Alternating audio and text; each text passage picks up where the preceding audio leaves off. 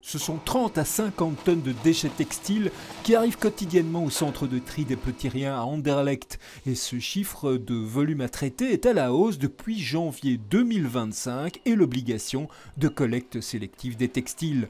Plus de vêtements donc dans les sacs blancs qui se retrouvent désormais dans les bulles et puis acheminés vers le triage. Plus de collecte, plus de tri. Et puis derrière, nous avons l'habitude de revendre ça, soit dans nos magasins, soit dans des filières de recyclage ou d'export.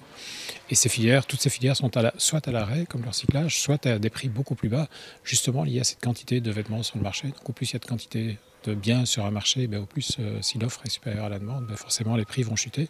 Et donc c'est l'équation impossible à laquelle tous les acteurs de l'économie circulaire dans le domaine du textile sont confrontés aujourd'hui. De la marchandise à ne plus savoir qu'en faire, la SBL Terre, Oxfam et les Petits Riens ne cachent pas leurs inquiétudes.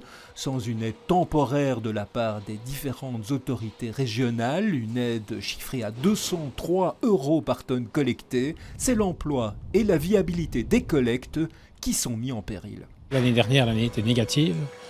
Cette année-ci, l'année sera encore négative. Et donc il est clair qu'une organisation comme les Petits Riens ne dispose pas de réserves financières permettant de tenir comme ça plusieurs années.